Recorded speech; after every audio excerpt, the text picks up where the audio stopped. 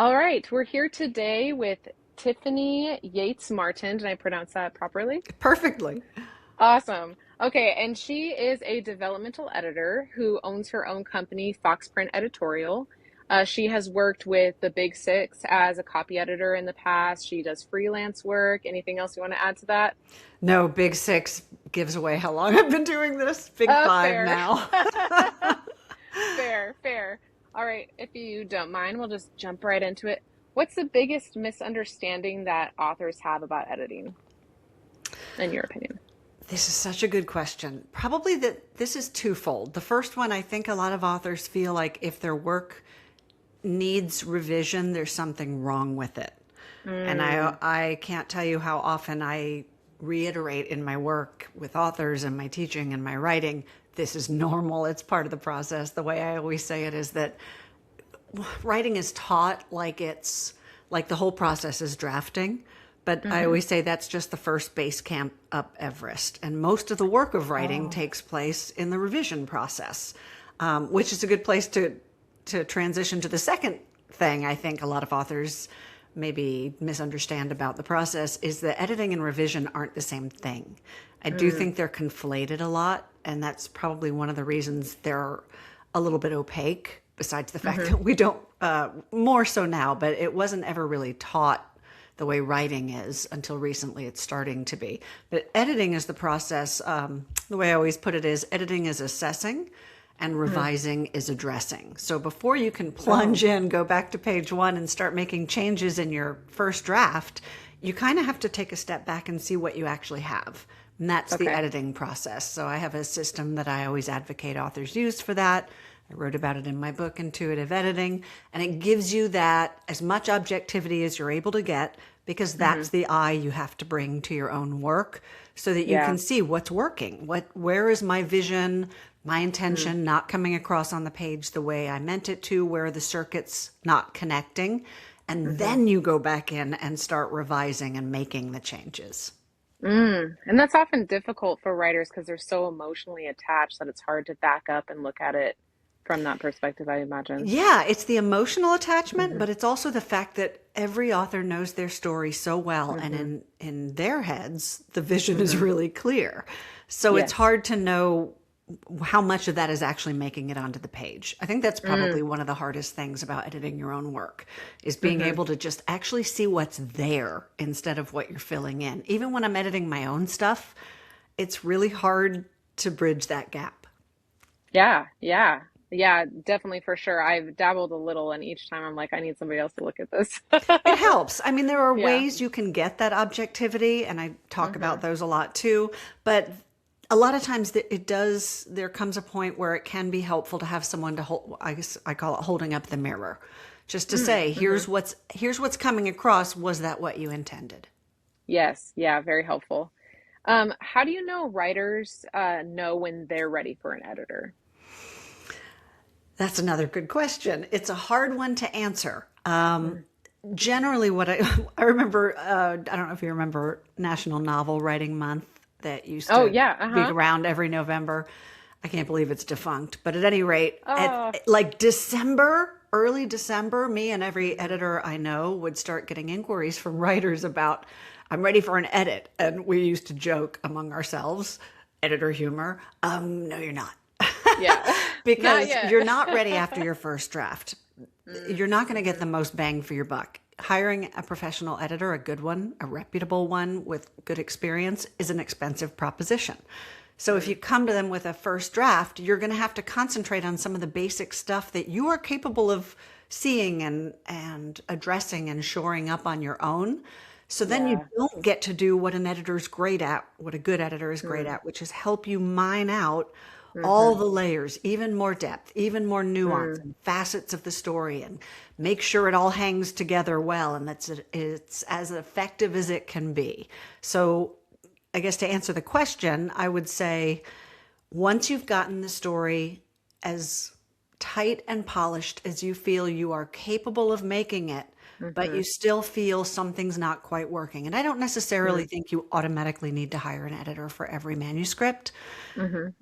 If you aren't sure, it can help to have like beta readers, critique partners. If you're Mm-hmm. submitting to agents or publishers and you're not getting the response you hope, then Mm. that's a pretty good sign something's not quite working right. And a lot of Yeah, times that I makes think sense. gut check. Authors, Yeah. authors often Yeah. know this is ready to submit or this is competitive with what I see on the market or it's not. And Mm. you may need an editor or want an editor's help to help you get it to that point, but on your own, you should be able to bring out as much richness in the story as possible and as much Mm. polish Mm-hmm. as possible before you hire an editor so that all that Yeah. money and all that effort and time you're going to put into it pays off. Yeah, that makes sense. That makes sense. What types of editing do authors usually confuse? I hear authors confuse a lot. So when I started as a copy editor, as you mentioned, and we did some what was called line editing, which is Mm. actually editing the prose itself. This Mm-hmm. sentence feels a little clunky, or is it, this word doesn't seem like what you meant to say, or you've said the same thing twice.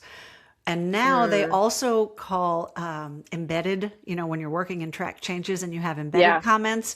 I've heard that referred to as inline edits. And so I think authors Oh. confuse those two a lot. Line edits and inline edits. People have started calling line edits basically the embedded comments, Oh. Yeah, that makes sense. which is very confusing for me I because I bet. Yeah. because I knew the original definition, but now I kind of get it. And every now and then I don't generally do just a traditional line edit on the Mm. prose.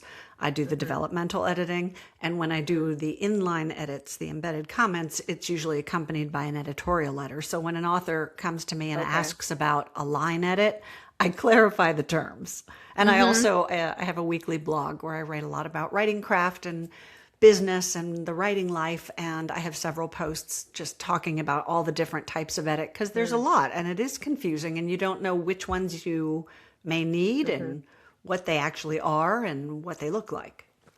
Yeah, that must be interesting to have been in the industry for long enough to see the change in terms.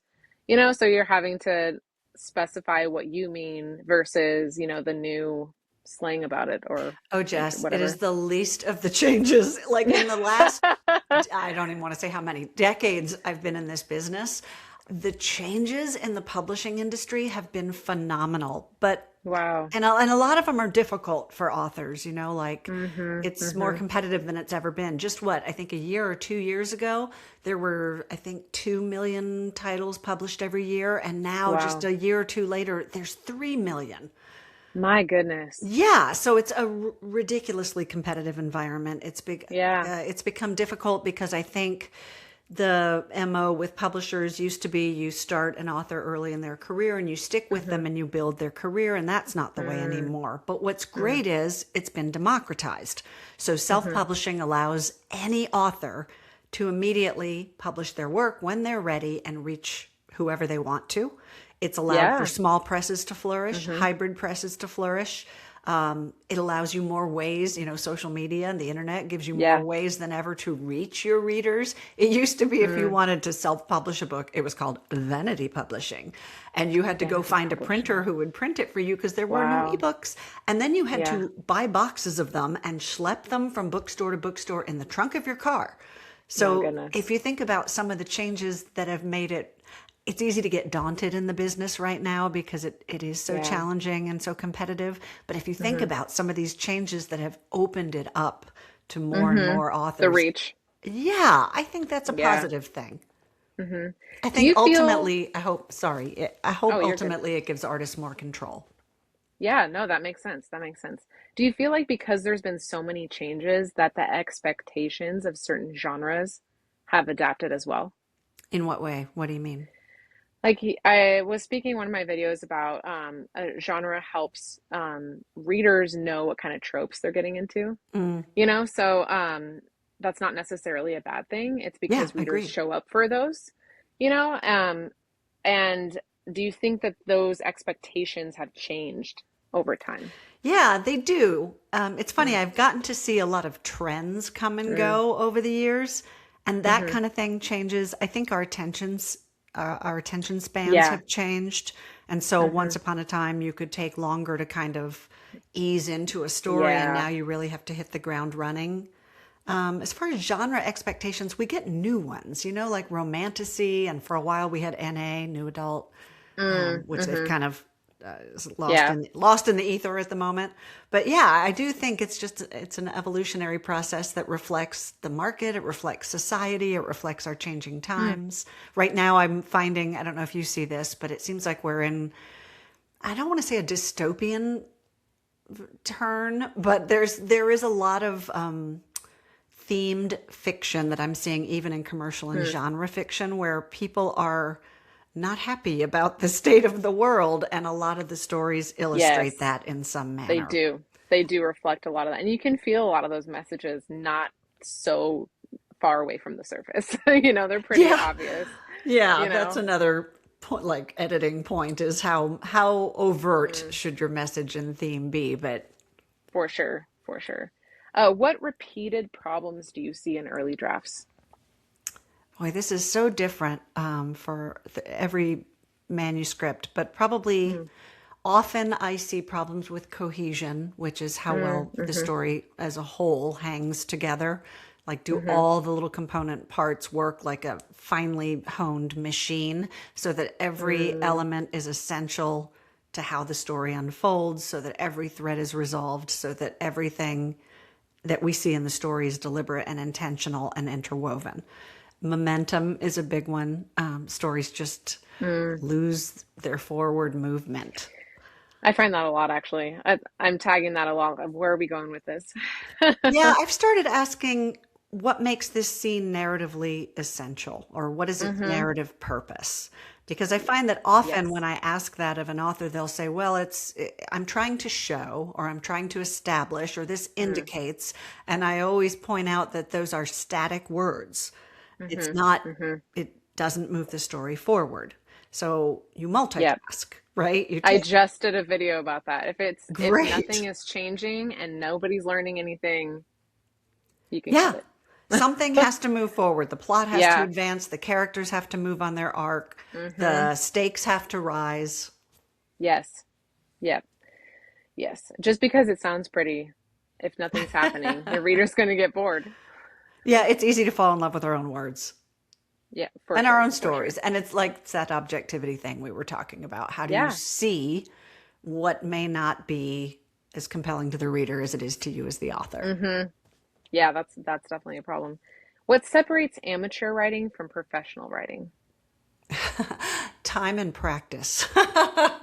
Yeah, that makes sense. The longer you do this, the better you're going to get at it, Hmm. and Hmm. the more you work at it.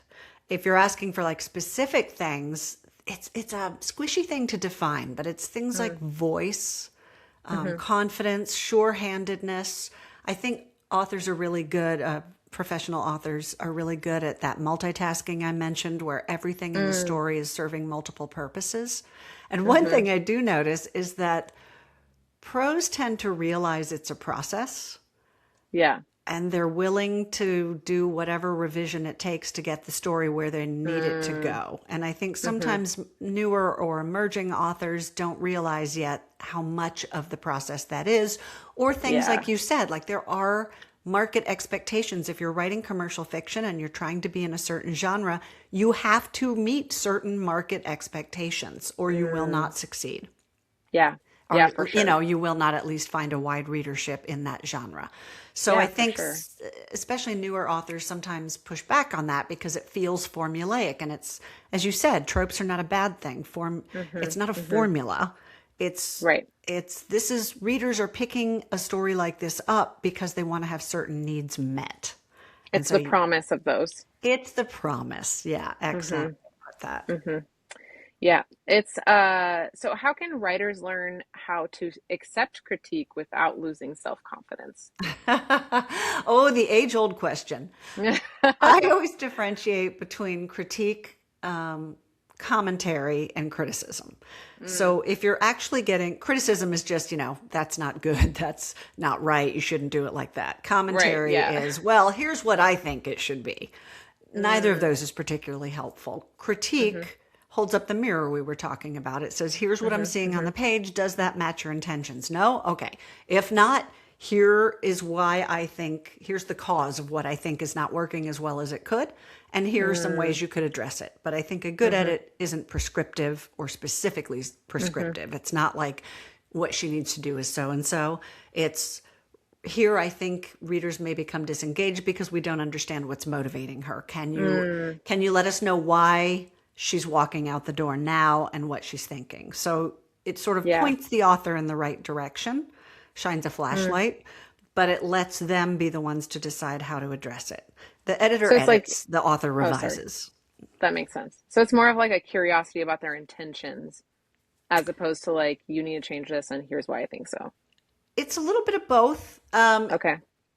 It's a little bit of both. It's like I always say, it's holding up the mirror, and you are trying to help them get their intentions on the page, but you're also trying to help them make it as marketable and competitive a story as you can. And a good editor hopefully has the experience in your genre to know how to help you do that. So Yeah. they may say, right now I'm not seeing a narrative through line that propels the reader all the way through the story, or the character doesn't Yeah. have a defined arc, and that's okay. Like that may or may not have anything to do with the author's intention, but that is a marketability question. It's a story effectiveness question. That makes sense. That makes sense. What should authors expect from a good editor-client relationship? They should expect their editor to be experienced and knowledgeable in their genre and their market. So, for example, if you're trying to publish commercial fiction, you don't want to go to a nonfiction or an academic editor. They should expect respect. I'm big on that. I have seen every now and then I'll see it's almost like a high-handed approach of what we were just talking about. Well, this is what you need to do. Well, how the hell do I know? How does anybody know? We're drawing on our experience and our knowledge, and we're offering our best opinion. But that's all any input is opinion. So it's helpful to remember that, because everything is just reflecting back to you someone's subjective opinion, including readers, including publishers, including agents. So the editor's job is to help you bridge your intention with whatever the subjective response you want to yield in people is.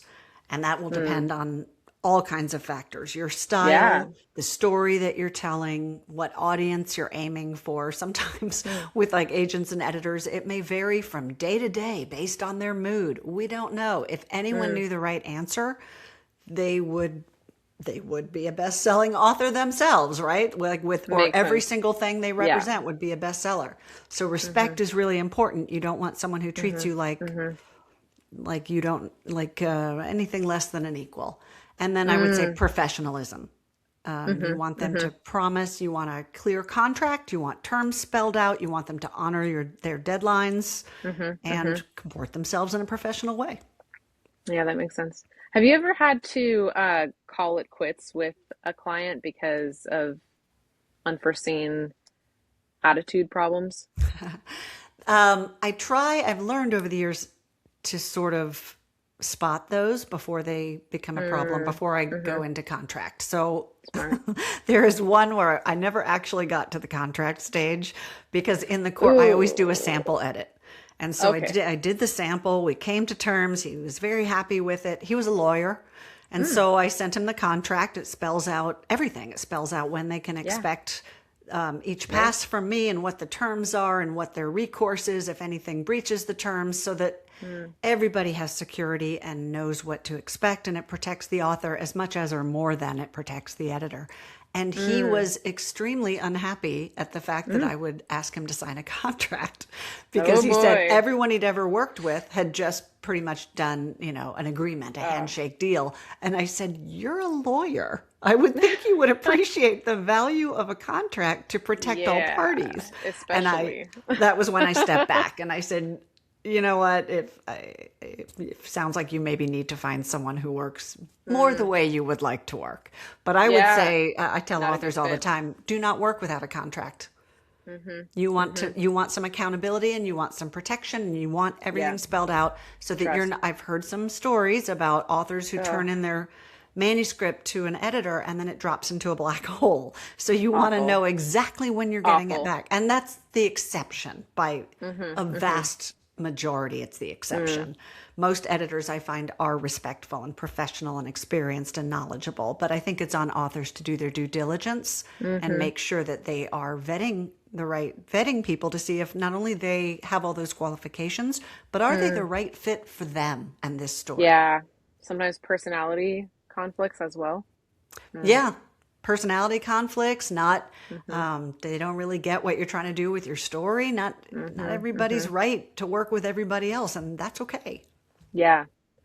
Not everyone's cup of tea. That makes sense. That makes sense. What are signs that an author hired the wrong editor? Um, this is one reason I advocate a sample edit because I think you can Mm. see from that. First of all, I can see as the editor, I ask Mhm. for 1,500 words. And that Oh, gives me, okay. and I ask for it from a midpoint because Mhm. every author on the planet polishes their first pages to within an inch So of their many lives. times. So many times. Right. So it doesn't give me an accurate view of what I might Right. see in the rest of the manuscript. Whereas if I ask from a midpoint, it Mhm. like 99% of the time, everything I Mm. see in that sample is going to hold true for the whole manuscript. So Yeah. if they are having trouble, for example, offering readers a window into the character's inner life, we're going to see that all the way through. If we're Mm. not seeing Mhm. the character's goal or motivation on the page, we're going to see that all the way through. Mhm. So Mhm. I think from the sample edit, or if you haven't done that when you're working with someone, you get a Mhm. Mhm. vibe, like as much as I, as the editor, get a vibe right away about, yeah, I Mhm. feel like I'm enthusiastic about this story, which I have to be Yeah. to want to spend that much time with it. I Yeah. think the Over and author, over again. yeah, I mean, I have to fall Mhm. in a little bit in love with every single thing For I work sure. on, or I'm not the right editor for it. And it's the Mhm. same for the Mhm. author. When you get that sample edit back, and you see how the editor works, those Mhm. comments are either going to ring a bell inside of you or they're going to really rub you the wrong way. And there's a Yeah. difference between rubbing you the wrong way because it's always hard to hear Mhm. Mhm. critique Mhm. and rubbing you the wrong way because they're just not either they're not getting your vision, they don't work the way you want to. You know, there are some authors who Mhm. really like a very direct approach. There are some who Yes. like a Yeah. softer Mhm. approach. There are Right. some who like Yeah. a ton of heavy editing, and there are some who want you to just be as minimal as possible. So I've started having maybe 2 or 3 years ago, I started using a pre-intake questionnaire. Hmm. And that lets me not only understand their vision, but it Mhm. lets me ask them, how much editing do you want? What style of editing do you want? What areas do Mhm. you want me to particularly focus on? And are there any you don't want me to focus on? Do you have Mhm. areas of sensitivity? Because I think fit, and I'm sure you agree with this in your own work, Jess, is one Mhm. of the most important things about a successful relationship with an editor or a coach. Absolutely. I usually get on a Zoom call because I very much am an energy person, so I kind of need to feel it out, and I do ask a lot of those same questions because they all have different preferences of how much they want Mm. you to touch your work. Yeah, and you want to give someone So, what's going to be most useful for them. It doesn't mhm. help if I edit the way I think editing should be done, and it's not the way Yeah, that's going to help you get your story on the page as well as you could. that makes sense. That makes sense. What are some self-editing habits that help writers the most? Which is interesting because you wrote a book on that specifically, didn't you? I did, Yeah, and I also have on my website, I have a self-editing checklist that's pretty cool. exhaustive. Yeah, but I think honestly, the thing I end up saying over and over is I think the best thing you can do for your own writing and particularly your own editing is analyze other people's writing, other people's Mm, stories. mhm, I actually mhm. developed a class just on that. It started during the pandemic when everybody was sitting Wow. around watching TV anyway and said they Yeah, couldn't yeah. write. And I thought, well, you can still be doing things to help your career. And then I Uh-huh. realized Mhm. that is probably the thing you can most do to help your career because you Mm, have mhm, the removed objectivity with mhm, other mhm. people's stories that we can never fully get with our own.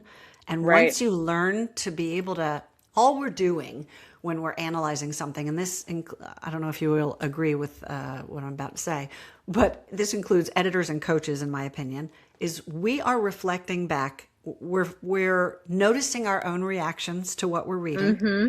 and Mm-hmm. then we're figuring out why we're reacting that way. Yes. And Yes. then we're tracing that back to whatever craft element it is. So that's Mm-hmm. what you Mm-hmm. learn to do. That's just the skill of editing. So if you are Yeah. doing that, even when you watch a movie or a TV show, if you don't Mm-hmm. just go, "Oh, that was great. I liked it. I didn't like it. Acting was good." Go deeper than that. And I always Yeah. recommend watch Yeah. it twice, read it twice, because on the second read, you can pick it apart and see how the sausage is made. And once you learn to do that, Mm-hmm. it becomes this just intrinsic part of you. And so when you're doing your own writing and editing, you don't have to try to remember all this left brain analytical craft stuff you've Right. learned. It's just infused into you at that point. Wow. That's beautiful. How much editing realistically can improve a manuscript? How much editing, or how much Mm-hmm. can editing improve it? How Like, much can editing improve it? oh, vastly, vastly. I can't overstate that. Like, I have worked with authors, and I'm talking through publishers who are multi-published, best-selling authors, and we've done 6 or more passes of their manuscript, which is a lot. Wow. And that's Yeah. unusual. Like, we don't usually do that many, Mm-hmm. but on Mm-hmm. a particularly truculent manuscript, that can happen. And Mm-hmm. you can take even just the germ of something that's great, and you can make it exceptional and develop it and Mm-hmm. build it out and put flesh on the bones Mm-hmm. in the Mm-hmm. editing process. I am so passionate about editing, and it's because I think it's not magic, it's a lot of hard work, but Yeah. it offers you an infinite number of possibilities of ways to make your work as good as it can possibly be. Wow. Yeah. Yeah. I feel very similar as well. But have you seen a writer dramatically level up over time? And that can be in just one manuscript or over a few different ones. I've seen that over and over again. Mm-hmm. I think the more you do this, the better you get. I've seen it Mm-hmm. everything from, over the course of their careers, they get better and better, as most people do. But Mm-hmm. also, there have been times where from one pass to the next, an author will bring something back that blows my socks off, because a lot of this stuff is hard to grasp, and it's hard to grasp in one big chunk. So sometimes Yes. it takes Yes. lots of different, it's like, I always liken it to sculpting. It's lots of little tiny Mm. polish passes that get you where you Mm-hmm. need to Mm-hmm. go.